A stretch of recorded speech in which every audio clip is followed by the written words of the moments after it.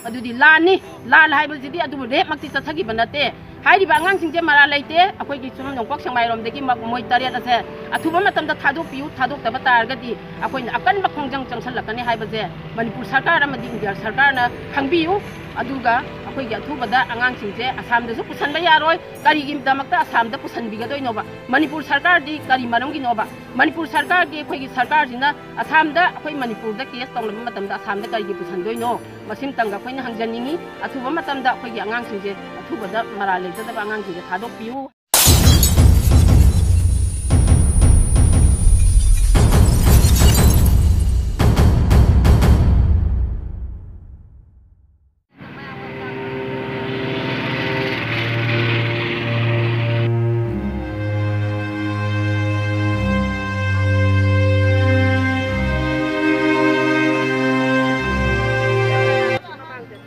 viral video की case Assam transfer तौब यानिंगदे हाइना पाक्सना वाकत मिफम फमखिबगी अखनब पाउदम ngasi पीके channel पथामिनसी खमिनसीना पोदुना लाक्सरी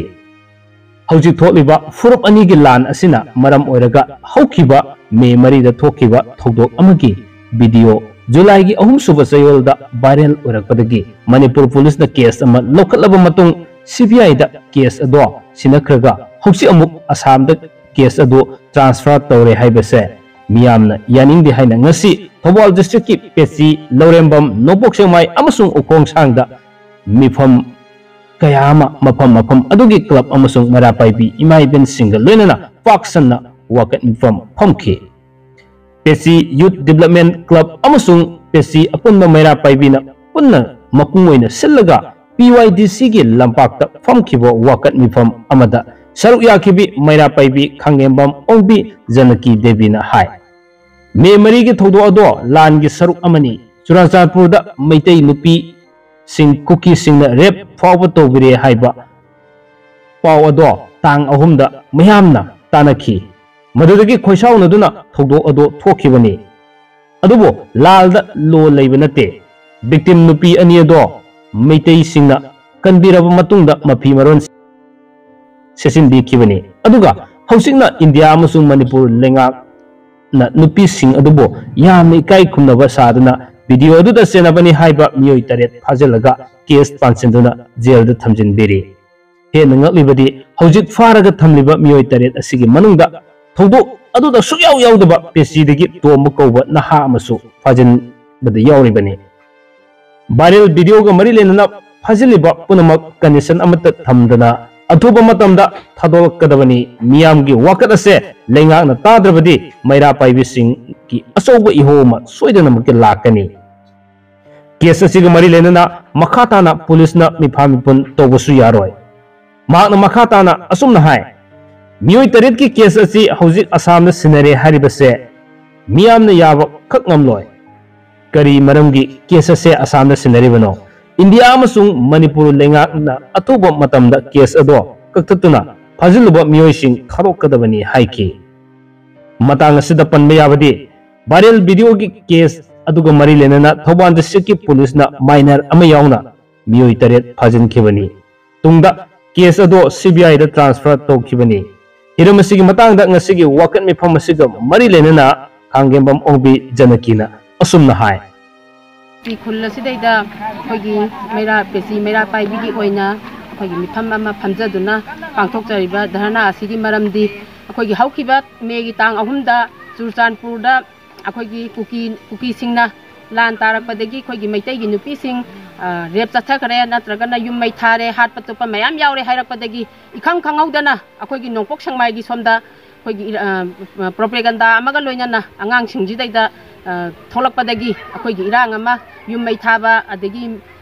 करिगुम्बा अदगी अखोइगी cookie तारिबा लमसिंजिदैदा चंगसले हाइबदगी अखोइगी पेसीगी खुनसिदा लैरिबा अंगांग सिंसु येंगबा ओइना चचरुबनी चटलिबा मफमदसु मादी यौरुदे तोंबा हारिबा नियमम तोंबा हारिबा alias तोमथिल हारिबा अंगांगसी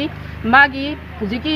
video viral थोइबा मफमदसु मा यौसंदे अदुगा हारिबा video viral दुदसु फोटोदसु यावदे video दसु उदे अदुगा हारिबा अंगांगसिसु मसाना फाजबा नते अखोगी थवाल की एसपी पुलिस खैना सुमाय तौना याइपोकी पुलिस ना पेसीदा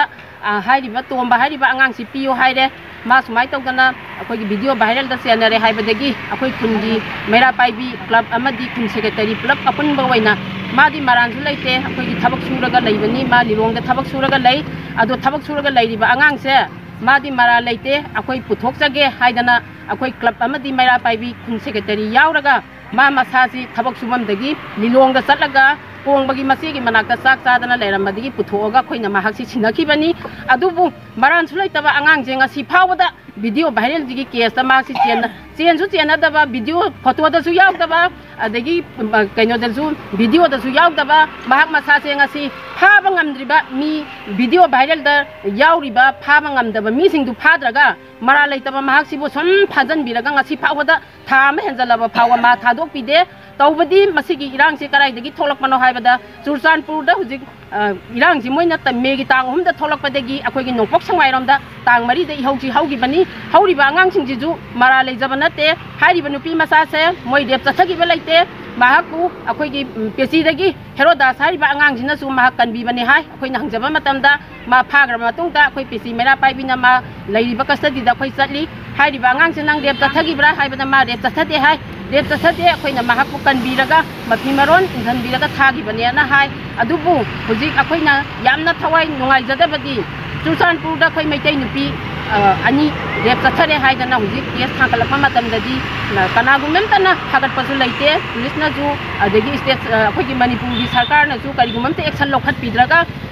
वीडियो वायरल दा रेप चथदबा आंगांसिंजिगी मतांगददी पेसीदगी फाग्रिबा अदुगा अतोपा नोपक संमाइदगी करिदगी मोइ तरेत फारिबजे ngasi bogda thadok pidana lairi basi tawbiganu athuba matamda akhoi angangsingje mara leite thadok piu karigumba thadok taba targadi akhoi na pesi mera paibi amade akhoi somgi surrounding lairi ba mera paibi akanba action lawrkani haibase ai masima thamjage aduga hayeng akhoi gi huji kaino CBI gi case da makhoi si sinagre hai sinare na lai CBI na Assam da case Manipur gi case Assam da pusan bigani hai kari marang gi Assam da pusan ga doino akhoi Manipur sarkar je kari dawraga laige haiba Manipur sarkar na kuki na rep chathariba nupi masa singdi nupi masa sing khoi gi maitai nupi masa singdi rep chatharaga lairiba di hujik phago action lokhatana lairaga video viral du da phariba angang singje ngasi thama phara bogda makhoi bu jail da namjan bibaga lairiba se moi gi maral